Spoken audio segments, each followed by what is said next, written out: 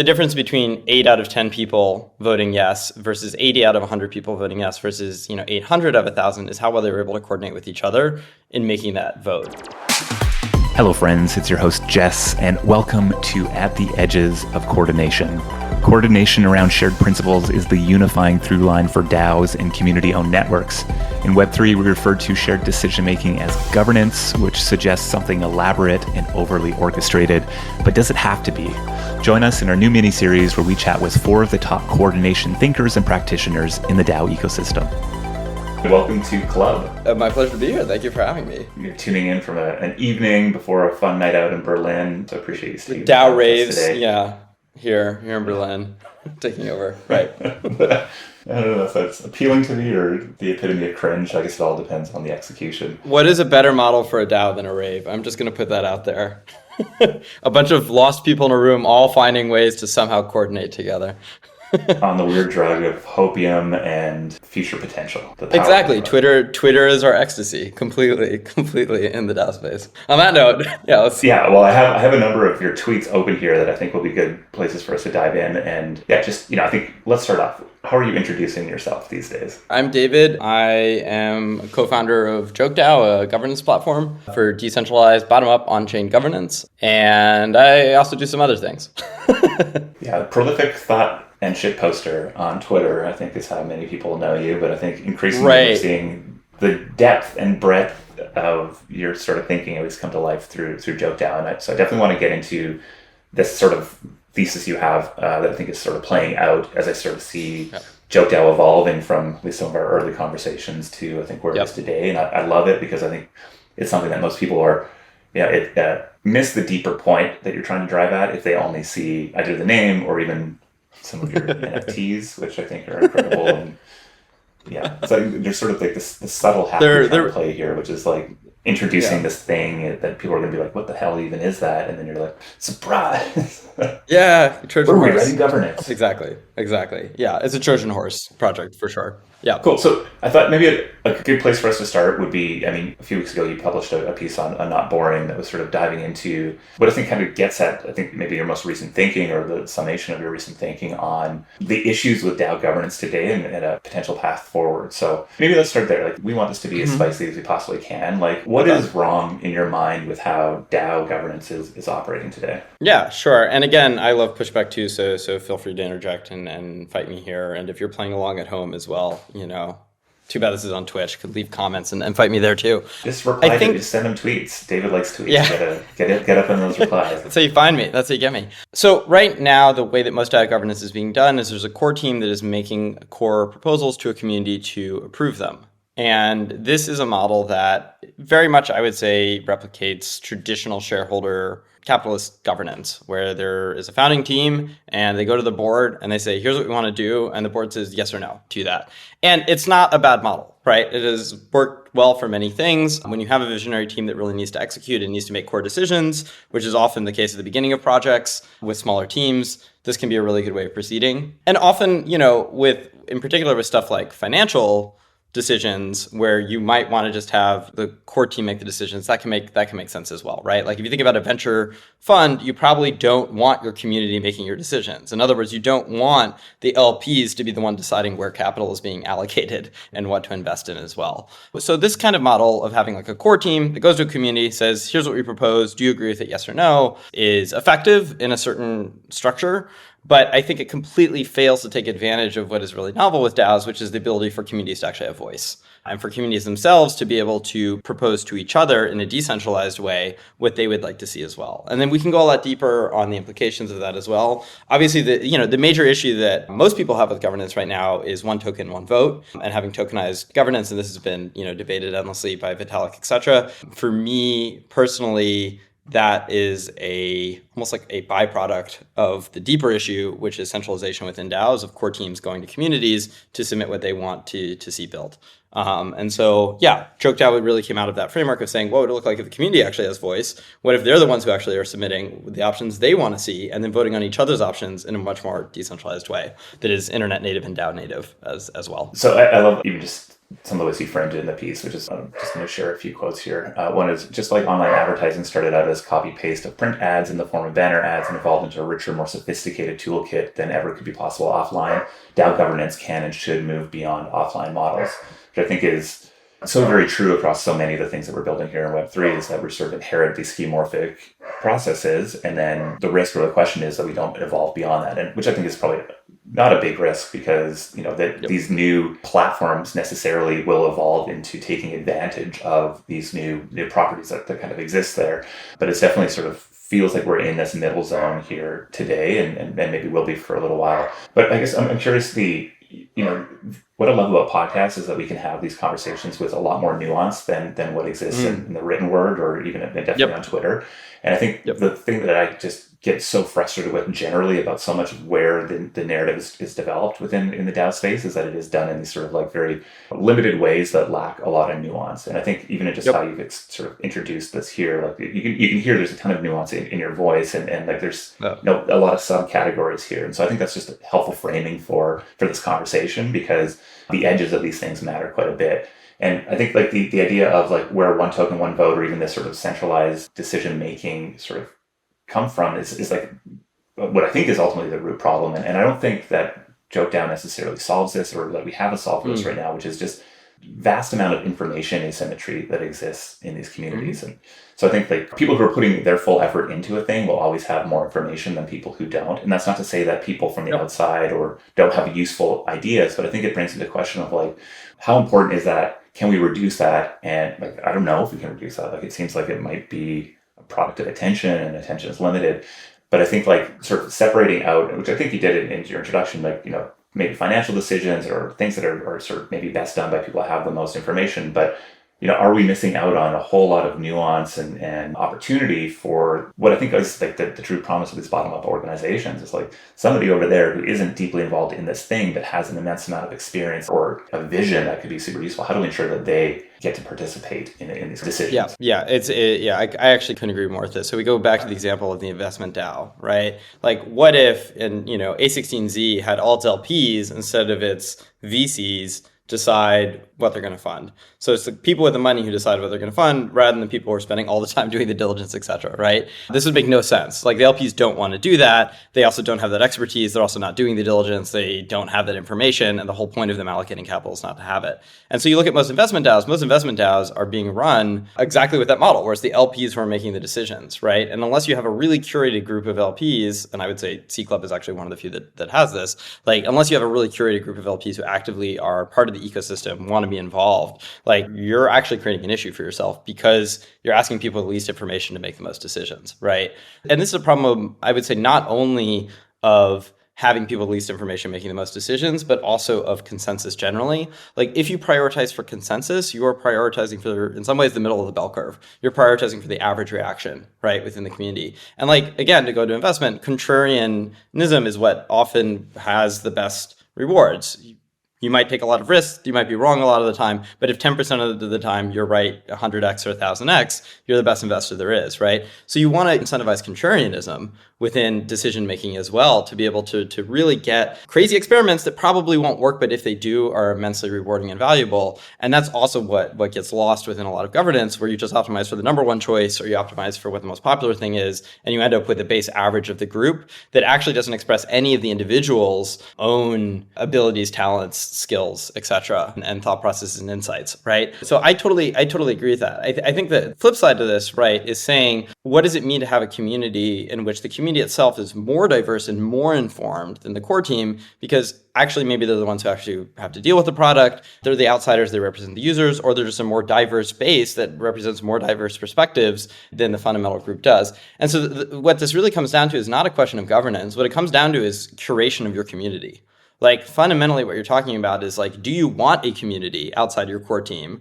And who is that community? And are they adding value to it, right? And that's why, to say something that's slightly controversial, like, having gatekeeping or permissioning your community is really important because you want to have diversity. Like, you really want to be able to have a really diverse group of individuals. But the other side of this is to say, like, DAOs might be better if they're 5 people who are just the core team.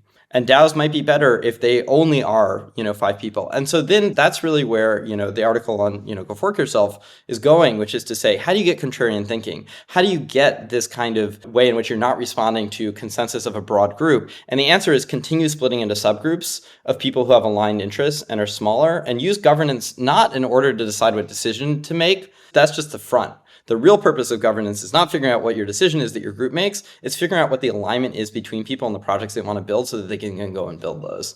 And if you can do that and you can find actually like where the alignment is, you can encourage contrarian group thinking, because governance is surfacing the alignment between different people to build the projects they want to build. Okay, I love that. You made a point that I was going to make, and then I think a point that I slightly disagree with or I would want to dive into. I think, the point that I was going to make is that I think the issue is less about the governance process and it is more about the curation of your community. If we use the investment example here, right? Like broad open, anybody can participate and have sort of a shared voice versus let's put like Flamingo down on the opposite side of that, right? Where just through timing and capital requirement, they were able to bring a really great group of human beings together that, yes, they're LPs, but really they were like early believers in NFTs and, and were just deeper commonalities than the fact that they're money. Right. And sort of the reality of like when it formed pre-bull market led to this sort of structure that ultimately I think needs to be replicated by new organizations that are starting, which is to say like,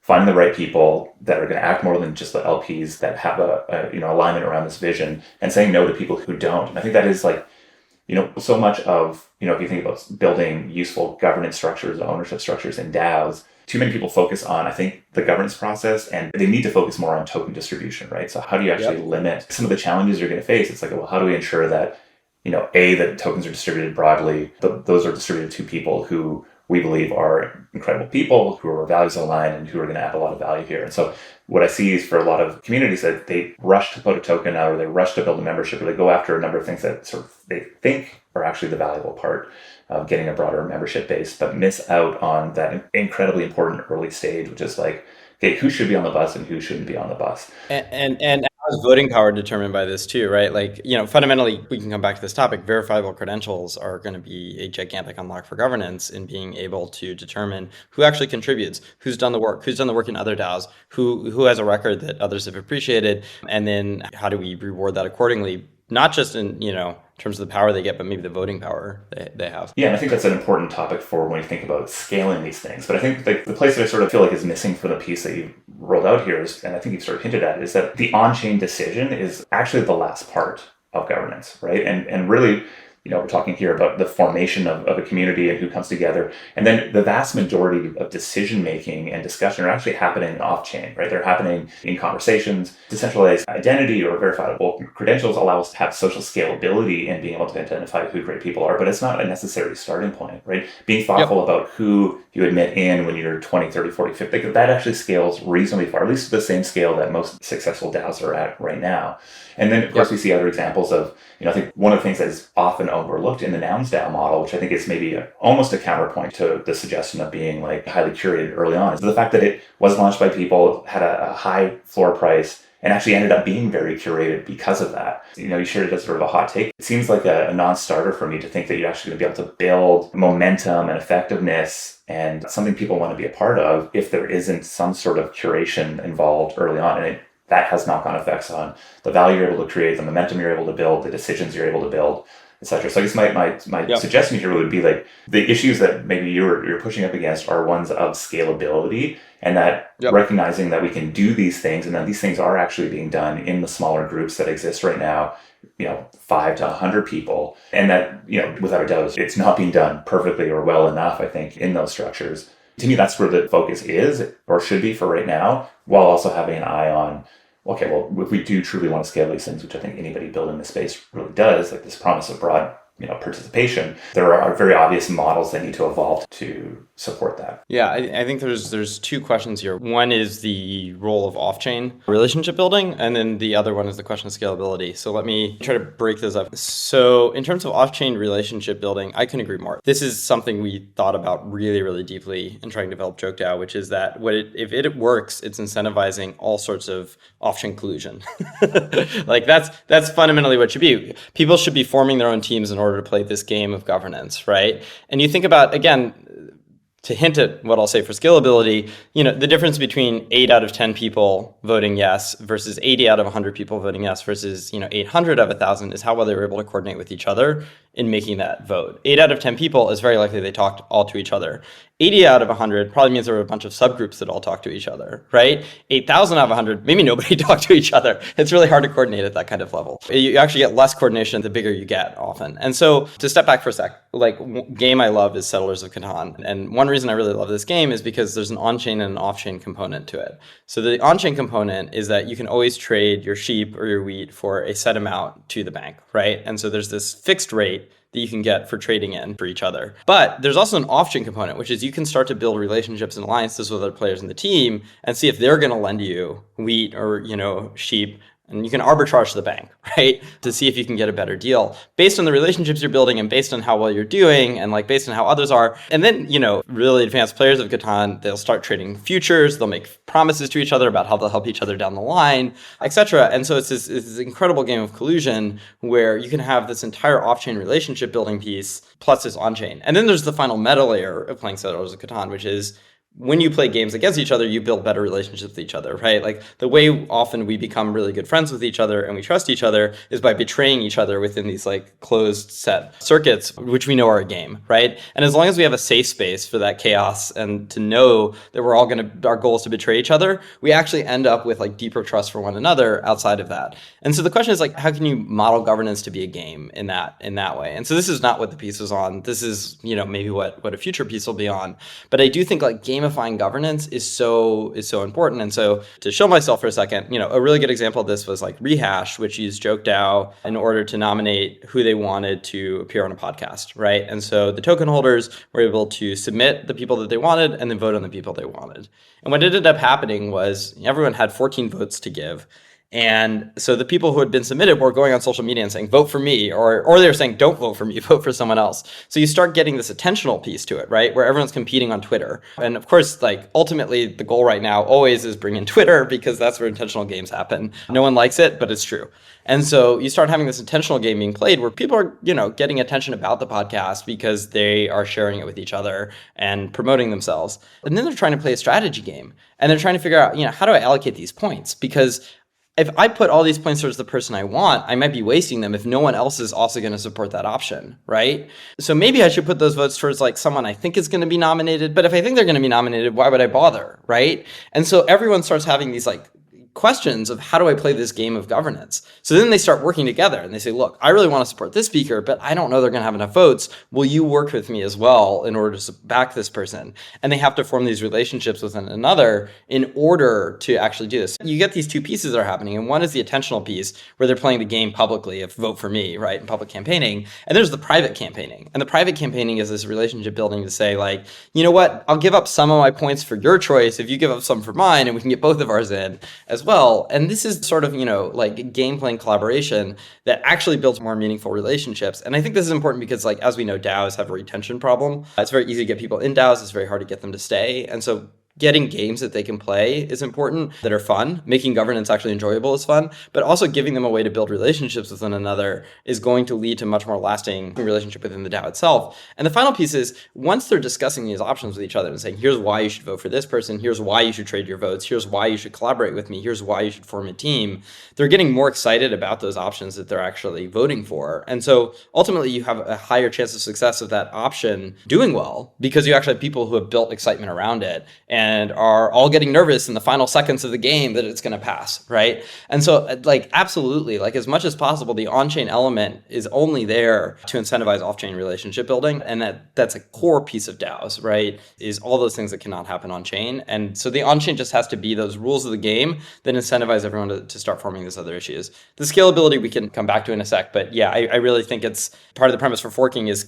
I actually am against scalability and would say it's much more interesting to build diversified projects of different sub-DAOs that all might even sort of compete or coordinate or collaborate for a token, but each pursuing their own projects. And then again, governance's job is to surface the alignments between those different groups as well. Yeah, I want to get into forking, but I think that your first point, I think, is worth sort of diving into. And I think that is one of the most difficult things for me as a operator and attempted educator in the space is being able to sort of truly observe the way I actually interact in these. I don't have a lot of information asymmetry, Same. right? Like I have a lot more information just because I'm in it. And I think the thing that most people miss when they look at DAOs from the outside is this game that is being played within these communities to actually figure out what to work on, how to approach things, decisions to be made. Right. I think that's just a really great point to underline for people who have not been in, and it's not even just a matter of being in, it's also being in and being active and being known. Like there's actually a bunch of barriers to probably being able to play. You're a politician. Right, when you're in a DAO, you're 100%. A politician. Yeah, you're 100%. Playing the game of politics. Yeah. Yeah, and it's not just within your DAO, it's with all these other different, Pact is the great online game. It's like a really great framing for this stuff, right? Because it takes so many different, there's the social capital you're managing on Twitter, there's the private relationships that you're building in Telegram and at conferences, there's the co-working and co-creation and building of things. And each of those decisions is actually building towards the shape of this network that you're building. At least that's how I think about it within Seed Club, is that there's so many different decisions that are being made that are both trying to be optimized for impact in the short term, but also position the organization for the long term. And the engagement with our engaged contributors and community members really help to shape that. What I'm hearing from you here is sort of like this reshaping of like, well, how do we go do that in a more accessible and a better way? And I think what I see with the rehash example is, for rather clear outcomes, should I choose this person or this person? That's probably a great starting point, right? And it can be done. The challenge is that I think that rarely is the most valuable types of decisions, right? And so to me, I almost worry that, it's almost like, how do you get more contributors? Well, you put up a bounty. And okay, the challenge with bounties are you have to really define them narrowly, and they actually don't create as much value as one might. They're mercenary, right? Yeah. Exactly. Right. And so then you get into this, so like, yes, ranked choice voting is very useful when there's sort of clear, discrete options that exist, but that is like the absolute minority of decisions that are being made. It is such an interesting question to explore, like how do we actually surface more information, provide more participation, involve more people. And maybe for me here, the realization is like maybe just even talking about it and identifying it as a thing makes it a little bit more legible and can increase that participation. But yeah, you sort of see what you're doing at JokeDAO, and maybe actually it's probably worthwhile just describing what JokeDAO is here, because we talked about it for about 20 minutes without actually saying what it is. But you see that like the structure actually being useful in the more nuanced, detailed, sort of tough conversations and decisions that DAOs have to make? Yeah, great question. So let me briefly describe what JokeDAO does. It's really simple. There's a submission period where community can submit options in response to a prompt. And there's a voting period where community can vote on them. You can actually divide these up. So you could have separate people submit from the people who vote. So you could say, giving away some alpha, but like one thing we've talked about is like white hat hackers for Nomad. Maybe they can submit themselves in order to receive a bounty by saying how they're going to contribute to a community. So they could go and say, we could have a contest and say, how are you going to contribute to Seed Club? Those white hat hackers could all be allowed listed, and they could submit and say, here's how I'm going to contribute to Seed Club. Seed Club voters can then vote on them and say, here's who we want to let in, and give an allocation of club tokens to. That's simple. Submission period and then a voting period. That's all. And so you can imagine you can use this for grants proposals if people want to submit different grants for something. You can use it for curation. What was your favorite film at the festival? You could do that. You could use it for content creators to say, what do you want me to write on for my next podcast? What sort of videos do you want me to make? And then your super fans will buy up a lot of your token in order to have extra votes, right, on the kind of content you produce. And meanwhile, you're also getting a record even of the losing options of other content you might want to create. You can use it for user-generated roadmaps, where you could say, what features do you want us to build? And then your community can say, here's the features we really need to see. And then ranked choice voting, get a list of the prioritization of what matters most to them. You can use it for hackathons to say, what should we build? Austin Griffiths did this with us in a really great one. You can use it for any sort of contests, endorsements, bounties, the list goes on. The question here is like, we talked before about the importance of submissions and having community voice and how they submit. Now the question is the voting piece, like, ranked choice voting, how valuable is it? I think there's a couple things I'd say here. One is that being able to prioritize what your community feels is really important in order to have a sense of relative passion. So let me give an example. Like if you have a grants process and you have 5 different projects that want to get a grant from Seed Club, let's say. If you do it in a traditional vote where it's a yes-no vote, each one of those will go to a yes-no vote. It'll be public. People will probably feel a lot of pressure to support their friends. They'll want to say yes. Likely, and Seed Club will probably have to give the same level of grant to each one of these 5 projects. If they all submitted to the same contest and said, here's why we should receive your grant, and then everyone went and voted on their favorite options, in that case, you would have a much better sense of the passion of your community for these projects relative to each other. in being able to see which ones they prefer. And there'd also be a lot less social pressure because they wouldn't feel like they had to vote yes for everything when already the default is they're going to be voting no for most of those. They can just support their favorites, right? And then what's cool is like you could even take the money you have and you could distribute that proportionately to the votes they got as well. That's, like a simple use case for the value of ranked choice voting. The bigger question is like, how is this relevant when you do have so many typical decisions that need to be made? And the question is, do we do this or do we not do this? And I actually think there's a huge piece of governance that's missing from those decisions. And that piece of governance that's missing is being able to find the best version of that proposal before putting it to a yes/no vote. And so that's where we become really helpful, right? Is like, to take a recent example, like Lido has been trying to figure out how do we diversify our treasury. And so originally they talked about we're going to give 1% to Dragonfly and no lockup period. And then there's a lot of pushback, right? They said, what do you mean no lockup period? They're just going to get tokens, they can immediately sell it. And so then they added another option to say, yeah, you can also vote for lockup period and you can also vote no. And this, of course, means that like the yes voters are split into two camps, but you also have a lot of people who want different terms. They want maybe a different allocation that's given, or they want different period terms to the lockup, right, as well. And so it didn't pass, and the Lido said, okay, we're going to go back. We're going to try another option for you guys. And so they're guessing in the dark as to what their community wants based on the feedback they're getting in forums. If they'd done this with us, right, they'd gone through and they'd said, here's our version of the proposal. Now you submit your version of it. You would have had people from the community copy paste that proposal, and they would have changed the details. They would have said, okay, we've extended the lockup, we've extended the team. And then they can campaign with each other. They can form relationships, but you will find the best version of that proposal from the community. And this is nice because the core team is still the one that is saying, we're the ones with the information, we want to do this thing.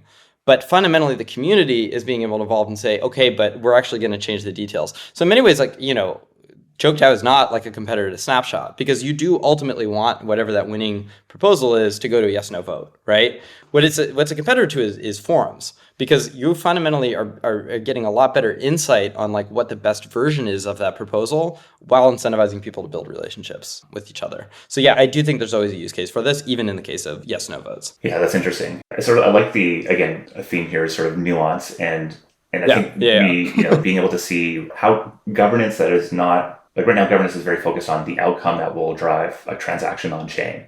And what you're suggesting here is actually like, okay, there's some legibility we can bring to this process that benefits from some of the certainty that an on-chain vote has, right? In that there's people are very strongly indicating their preferences, as opposed to, forums where there's sort of like a messy evolution and actually quite a high burden for people to actually pay attention enough to it and follow those threads. And so you're almost suggesting, here's this place for us to go and let's do this offline, off-chain collaboration. Let's create a space where we can have multiple different options sort of emerge. And that place right there is actually where the broader community can engage. If they wanted to be involved in shaping those opinions, they can be in the forums. But if they want to be involved in helping to choose from the numerous shaped opinions, this is actually a much more straightforward way for them to do that. And it probably will result in a higher sort of participation in governance, higher conviction around the ultimate outcomes, and a whole lot of other information and insight that is, as somebody who's deeply involved in these things, that I would really want, right? I think like being able to you get hard numbers, have more preferences indicated. Yeah. Okay. Yep. Super interesting. And arrive at the best version. Because ultimately, Lido will put a version forward. Maybe they did. I've lost track of this, right? That says yes. But that might not be the best possible version that the most people would have supported, right? And I think there is, one of the big changes we made at Seed Club as far as how our teams are operating is that we're really leaning in more into sort of narratives and where big decisions are being made through the co-creation of a narrative. There's a lot of feedback and comments and sort of shaping. So the reason for that is twofold. One is context matters quite a bit and it gets lost across multiple different touch points and conversations, etc. And it doesn't even carry through in most proposals. The other thing is having this track record or at least a record of those decisions and sort of allowing for anybody who comes into an organization later to be able to see, okay, what got us here? Like why? What is sort of the evolution of this thing? And I think that's a big missing piece that at least I feel, even in using narratives, that I think is like potentially a really good outcome from a JokeDAO type system, especially used in the sort of middle ground between forum and Snapshot. So I'm really glad you brought that up because, the touted benefit of on-chain voting is that you can have executable transactions, right? We vote who's going to get 5,000 club tokens, and we vote Jess is going to get 5,000 club tokens, and then you automatically get it based on the results of that vote. Or we say, what kind of NFT do we want to mint? People submit different options, and the winning options is minted as an NFT. And this is very cool. Like, it's very cool that you no longer have to do this manually, and that Web3 in many ways is like a next version of no code, where you just automatically are doing all these things that would have taken time before. And governance is doing it. And then the most extreme version of that is like governance for an L1, where it's like, we're going to upgrade our entire system, we're going to change over to a new form of staking, like we're going to actually fork this and start our own app chain, whatever version of that is, or we're going to declare this transaction invalid, right, on our chain. So that kind of on-chain governance is very much the future, I think, and it's very powerful, especially with upgrading systems and replacing settlement layers is really fascinating. But there's a much simpler real advantage of on-chain voting, and it's exactly what you brought up, which is you now have all this data that's out there that anyone can assemble and analyze and interpret as they want. Similar to what we've seen with Dune dashboards, just being able to take all this on-chain data and have anybody be able to crank out numbers to say, here's what we think of it, right? Like, this is an incredible unlock for DAOs, because when we talk about go fork yourself, I think the interpretation within that piece is, let's say that people are voting on what they want the next project to be for a DAO. And option number 7 is far from the winner, but you notice that everyone who voted for it was unique. They didn't vote for any other option, so they had full conviction on this. You notice that the people that had many more voters, but they didn't have that many tokens, right? And you notice that those people all tend to vote for the same things over time. Now you have some data to be able to say, like from on-chain data to say, okay, there's a lot of alignment and a lot of contrarian passion here. If I'm running this DAO, maybe I actually really do want to give a grant to them because they're expressing real passion here, right, that I want to reward. So that's one benefit of like on-chain data. But another really, really interesting one is to say, the whole idea of who your number one winner is depends on the metrics you have used for your contest. And so that changes as well depending on how you interpret the data. If you retroactively go back and apply quadratic funding, or you apply vote decay, or you apply different metrics for the voting power based on the verifiable credentials that the users hold, you're going to come up with a totally different list of who the top voted option was. And so you can actually have forks where it's based on people having totally different interpretations of who won the contest. And you could have, 6 months later say, I don't agree with your system of governance itself and your metrics that you used. Let me do another version of that. And that's where it gets really cool, because again, this is all just permissionless data. Like, governance just surfaces the data, but then others can decide what they want to do with it and how they interpret it and what it means to them as well. So I think, that's just like an incredible unlock for on-chain data. When people sort of think about Web3 or crypto or blockchains, this idea of immutability of decisions, everything being written on chain, I think is over-indexed upon. And the reality is there's so much more social consensus that goes into all this sort of stuff. Like, Bitcoin is valuable not because of the fact that it's only on a blockchain. It's valuable because people believe it is valuable and will be valuable and will maintain its value. And that exists at every single level of this space, right? And sure, there are other dynamics that play into that, but I think one of the early insights we had at CFA was that is actually the core thing, right? So when we say value flows to community in Web3, it's this belief in that there's sort of social consensus or capital is actually the thing that actually the lower order, infrastructure or tools actually gain their value from. And so what if we sort of looked at that as actually being a prime focus? I think that's interesting. And what you're saying here is that there's like these whole host of, as we build this data set, there's actually a lot of nuance that emerges there. And you can almost imagine a thing that sort of started to slowly build steam, but then, 6, 10, a year later, you sort of end up in this place where something's not working, or at least new options are being raised up. And you can go back and see that sort of evolution of preference and almost like recalculate or reorient your direction based on preference data rather than just maybe the immediate challenge at hand. I think there's interesting nuance that can kind of start to come out of that. And, I think one of my broad concerns with this idea of forkability, I think, is maybe lessened by looking at it through that lens, which I think, the post you put out, I think really was advocating for the value of these sort of smaller and more focused teams emerging. And I think you sort of addressed some of the challenges that were associated with it, but I didn't feel like you kind of gave it enough prominence in the piece, because I think those challenges are actually potentially existential for DAOs. I think maybe we can get into that. But when I look at it through this lens of thinking, okay, well, we're building preference data over time, and social consensus is what we're ultimately building. And there may be times in the future where we really need to make specific changes, and having a whole lot of understanding of what where we've come from and where these various opinions are, that gets really interesting to me. Because to me, forking is a major decision, whether you're talking about a blockchain or a community, because you're sort of fragmenting liquidity, talent, brand, capital. All these things are actually extremely difficult to actually build, and you start to sort of, in many cases, weaken your ability to actually leverage those superpowers. But I think what I was missing in my thinking is that there's ultimately optionality in DAOs. I think is just absolutely essential. The world that we live in today is not the ultimate end state of this. I think we can all agree with that. And so how are we actually building such that we give ourselves more optionality? And it seems as if that's the thread you're pulling on here more than like the specific desire for more of these communities to fork. Yeah, that's exactly it. I mean, one thing to say here is we use the term forking really loosely in this piece. So your point, right, that like forking traditionally would fragment liquidity and capital is true. But one thing we're also trying to imagine in that piece is like, what if it weren't? Like what if forking meant that you have two versions of a DAO that each have the same token? And fundamentally, the main version says, you know what, you guys are all contrarian. You have a separate vision of this thing. But instead of having you go off and just leave us and form your own thing, we're going to give you a grant from our own token because, frankly, we don't agree with you. But we think that, we want to diversify our options and we respect your commitment and your courage and your conviction. And so we're going to give you a grant of our own token and you're going to build your project. But it's also, if it is successful, it will accrue value to our token as well. Right. And so this is like a whole new model where in Web 2, you would always just optimize for the success of the project itself. Right. And then the stock price is a reflection of that. But in Web 3, you can have a token being used by multiple projects. The most exciting one, I think, right now is EigenLayer, where you can restake ETH for all sorts of new services, right? And so fundamentally, like if this takes off, you can have one token being used by multiple projects and it serves as a grant for them to get them off the ground and running, and then also eventually will accrue value back to the token too. And so being able to actually use forking to aggregate liquidity, I think is really exciting too. Now, with that said, to go to the point of like traditional forking and what we traditionally mean by that, where we are very much breaking it, fragmenting it into different blockchains with different currencies. Yeah, that's essentially a social consensus experiment, right? I think one of the greatest things that ever happened to this space was the DAO hack. And I think it's one of the greatest things because it proved your point, which is that no, immutability is bullshit. What matters is social consensus. Like you now have, when the DAO hack happened, they had to fork Ethereum and they now have two versions of this blockchain, and there's Ethereum Classic and there's Ethereum. Which one is going to work and which one are people going to believe in?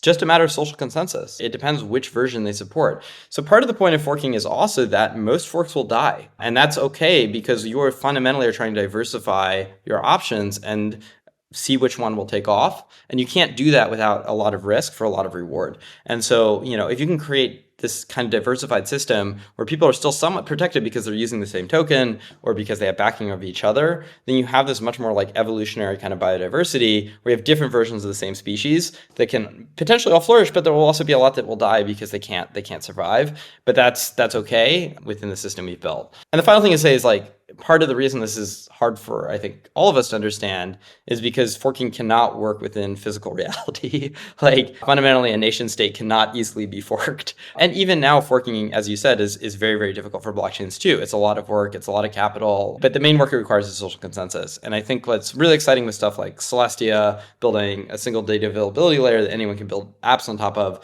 and someone tweeted this a few days ago, is you could fork the app and it has the same level of shared security underneath.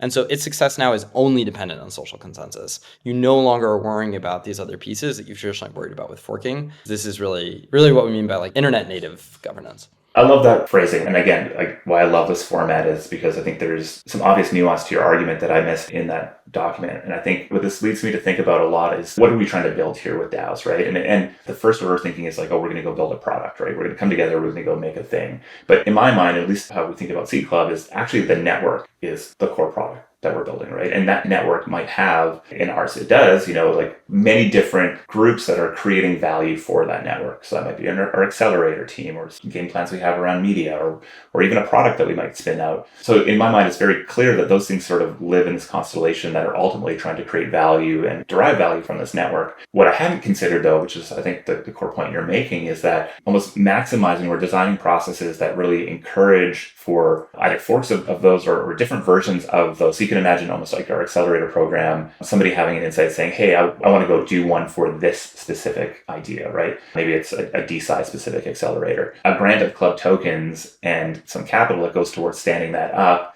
allowing us to congregate the smartest people that are already in our community, go do that sort of thing. It's very much a thought that we have around like how do we start to scale what we're doing, and I think sort of the separation or these sort of more niche groups make a ton of sense at a certain point. I think it's actually more broad than that, right? Like there's all these other ideas. Like to me, the thing that I worry about is that we miss out on some great idea that somebody has, that if we had just heard it, saw their talent, and empowered them with capital, that they would go build this incredible other sort of node in the network that just hasn't even remotely come across our brain. And I think so there's sort of like this social, or it's not just product, not just working groups, not just these engines that we are building collectively right now, but it's also like how do we create those spaces for these new ideas to actually be tested and developed through actual execution that could potentially be like the center of the thing, right? And it creates this pathway where you sort of compare like networks versus the corporations. You kind of get into this, like corporations or these businesses feel very stodgy, and it feels very much brick and mortar, and it kind of this thing that can't evolve quite as much. And innovation actually can be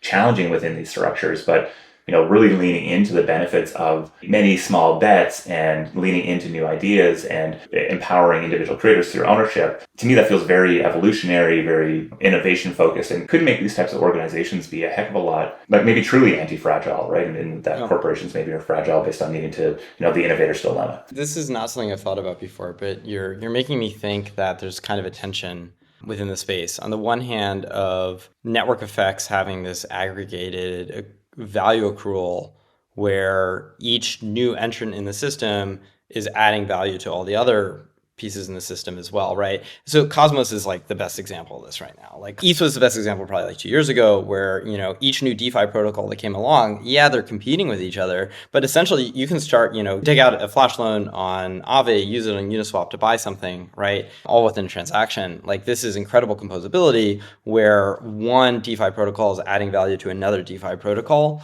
by existing in the same system. Today, I think you see this a lot with Cosmos, where the more Cosmos chains are offering interchain security to each other, the more value they're also all getting, and the safer the entire system becomes for more entrants that then come in to encourage more entrants to come in as well as entire blockchains. And so we continually see this within Web3, that you have these network effects where all the different entrants are adding value to one another in this really, really incredible way. The question then is like, why does everyone need their own token? Fundamentally, we assume everyone needs their own token because they're starting their own project where they want to have value for themselves. But we've also found it's very hard to get value for a token. Both Uniswap and Aave, right, have this challenge. And as does anyone who wants to start a token. Like, why does it have value? What does it represent? Especially when you add in securities laws and the fact that it can't stand for return of value within the United States. Like, it becomes very hard to defend token as, some sort of like, as having financial value. And so I do wonder if we're going to move to this place, and this is kind of Eigenlayer's thesis, right, that you will not only have this accrual of value within this networks, but that value accrual maybe to one token that can be used by all of these as well, and that they can take as fees as well. And so that's much more a Web 2 kind of model of saying, look, there's one currency we use and we just take a cut of it. But it also makes a lot of sense that currency is something like ETH or Atom or what the case may be. The flip side to that is to say, everyone's going to want their own token, because if you do these sub projects like the creators, who's like adult content creator says, what kind of video do you want me to make? Their super fan's going to buy up a lot of this and give them a lot of value in that way. So there are ways that non-financial use cases for tokens like governance can drive value to them. But you are making me wonder, is there a tension here where we're seeing value accrual to networks, and therefore it should be the network token that is receiving the value. Yeah, interesting. I mean, I think like there's going to be networks of different scale that can exist, right? And I think that small communities are networks as are large infrastructure projects. I think that's a separate thought from what is the right token or financial structure that exists there. And I think like the biggest insight that people should have around tokenomics generally is that we just don't know. Like let's just like honestly say like we just don't know, and so we can. The insight is we don't have insight. Yeah, well, I mean, I think we have insight, right? There's a number of insights that are out there doing stuff, but we can't say any one wins with certainty. Maybe you can say Bitcoin and proof of work works, right? But again, those are very limited things. So how do we actually grow the space and have new innovative things come up? And I think that starting from that point is the right point to start at, because it allows us to be a lot more, we are at the beginning of the idea maze, not further down it. And so we should be running multiple different experiments and ultimately seeing what works and what works for specific examples. So to me, that is the big thing. Like the two big open questions: how do we coordinate as human beings and increase in scale? Still tough to figure out in DAOs. And like, what is the actual right economic or network economy model to be building for? And Right. I think there are insights there, but definitely no certainty. And we need more evolution there. Again, like Web 2 is not a failed experiment. Corporations are not a failed experiment. They're quite successful at what they've done. And so like if we want DAOs and we want Web 3 to win and whatever that means, I think it's because it has to do something that's different from what a corporation could ever do. And because otherwise just start a company. Like that still has a great future ahead of it. And so yeah, these are the kind of things that companies can't do. They can't have these composable network effects that, accrue value to a token. They also can't, have individuals creating their own token as well. And so yeah, it can go both these directions, but I do think like really what we're pointing to is like what we really want to unlock here is what you could not do in a traditional corporation, and very much being able to have shared security among like a shared token across multiple projects. That's just something that never would happen in Web 2 and is very, very exciting. Totally agree. There's sort of another piece that they sort of explored was sort of, can we go an entire episode without mentioning Nouns DAO? Probably not. So let's just like dive in here. Because I think it actually adds another layer of nuance to the sort of forkability idea, which is instead of thinking about the financial layer as being forked, what we're actually seeing is the intellectual property or the meme layer being forked, or at least being composable and built upon. And I'm just sort of curious, like, what are the insights you see from Nouns that are maybe related to our conversation here? Yeah, there's a lot of things that Nouns does really impressively. One is recurring attention. You just can't emphasize much how important attention is in Web3. First of all, it happens on Twitter. Second of all, tokens are actual medium of attention. People pay attention to prices, and so it draws people and it gets them there. But also because everyone else is competing for attention, and building is happening so quickly and so accelerated that you need to draw people in. And so like the fact that Nouns has recurring attention by continuing day in, day out to do this, I think is insight one. I think insight two is that instead of releasing 10,000 NFTs all at once and then waiting for the price to go up over time, they capture the maximum that anyone is willing to pay for an NFT every single day.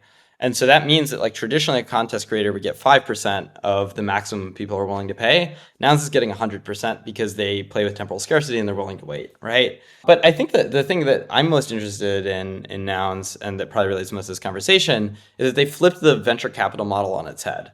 The venture capital model is to say, we need to invest in each of these projects with our own token because each one of these projects needs to accrue value, right? If we invested in something that just gave value to ETH, like, why would we do it? That's a public good. Like, yeah, we invested in ETH as well, and it's nice, but someone else could also invest in that. Like, no venture capitalist would say, we're just going to invest in things that give value to ETH without taking value for itself, right? Although, again, this is the big question with Eigenlayer. And so Nouns flips this on its head, and Nouns says, no, we're going to invest in things that have no value of their own, because they add more value to our token, which is the Nouns token. And fundamentally, these are public goods projects within the public space that we have created of Nouns itself. And I think this is just like, again, that kind of Web3 insight that just is so counterintuitive to anyone who's ever worked in venture capital or Web2 that could only happen in this kind of space. To say, actually, the most value accrual will happen if you invest in public goods that give back to the fundamental token that we're trying to optimize for, which is this one thing, which is Nouns.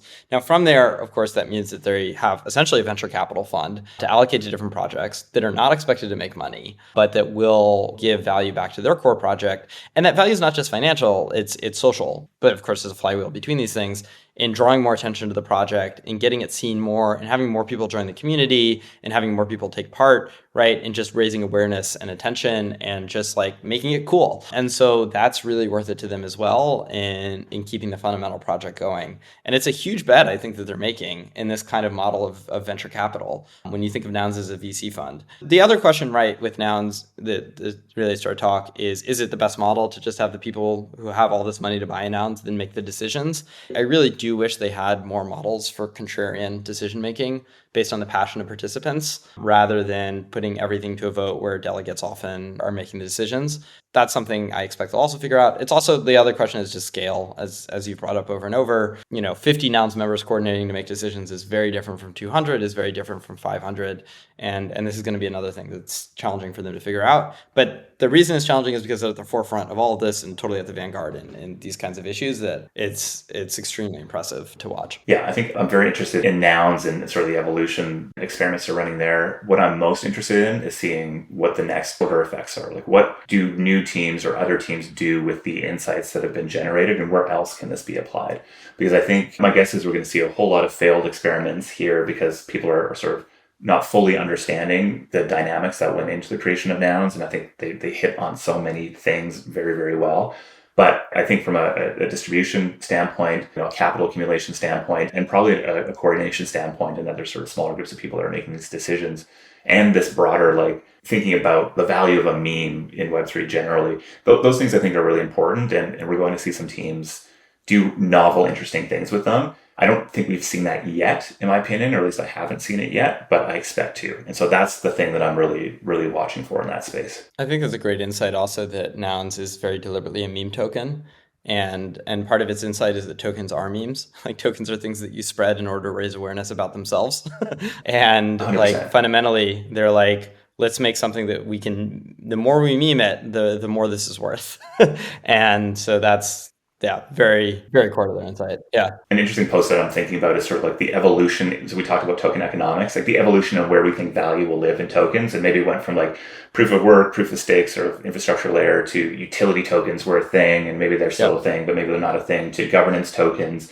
And I think like the current thinking right now, or at least where people I think will get to, is that actually these things are memes, right? And so like owning a part of the brand or of the meme or of this sort of bigger thing that you think about Coca-Cola and the value of their brand versus the value of like the sugar water they put out. Like, so much of what people are buying when they're buying equity in Coca-Cola is this brand. And I think that is also very clear in why people buy governance tokens, Uniswap versus SushiSwap. Bitcoin. There's bets being made there. And I think Nouns just says, actually, this is the thing. Let's go see what it looks like when we say this is the thing, and what we can go create around it.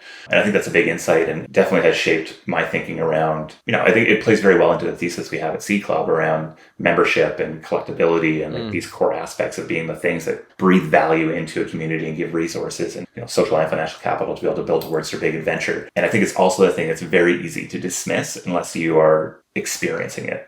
So I think there's actually a lot of alpha in that insight right now, from the more sort of discounted cash flow predictions of if Uniswap turns on a fee in the future. Just feels so much less interesting than Uniswap as the meme of like the free exchange of value on the internet and wanting to have a piece of that. And then it leads to the question of, okay, what is the right token model and token distribution model? And I think Nouns is more correct than Uniswap in their process right now to capture that value. But again, with a bunch of challenges that are so sort of associated on it.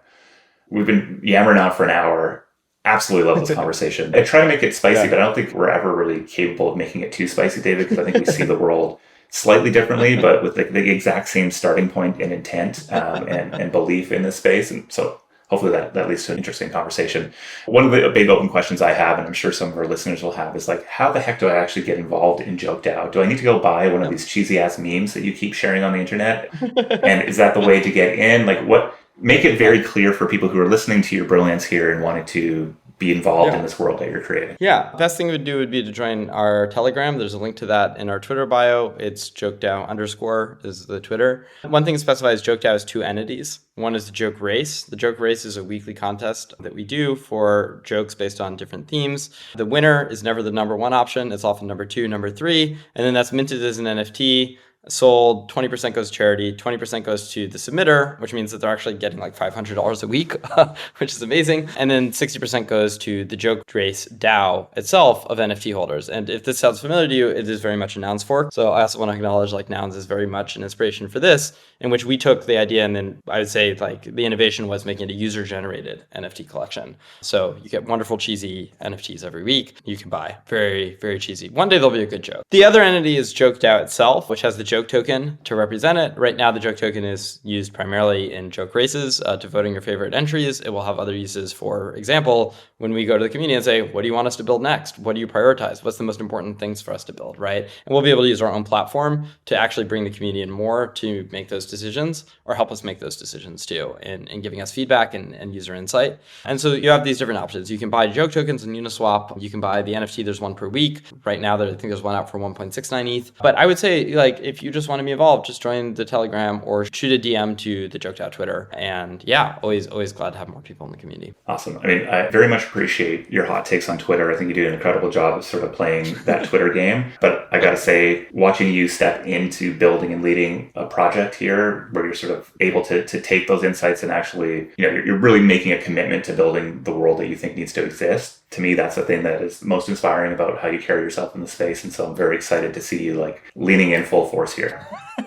Same for you. Wonderful spicy takes. But we know in the end, just your strength is that you're a connector. You're just a masterful connector. And that's why you're a great DAO leader, because you connect everyone else within that network to connect with each other and create this P2P kind of connections even within Seed Club. And that's rare and that's really special. But yeah, let me just share that right back at you. I appreciate it. Well, awesome, man. Appreciate the time. Yeah, I really enjoyed this conversation. These are the types of things that make me really excited to be able to, this is the superpower of a podcast, is just being able to have an hour of somebody's time right before they go to a DAO rave to come talk about esoteric governance discussion. So yeah, this is the pregame. Appreciate it. Thanks so much. All right. Thank you.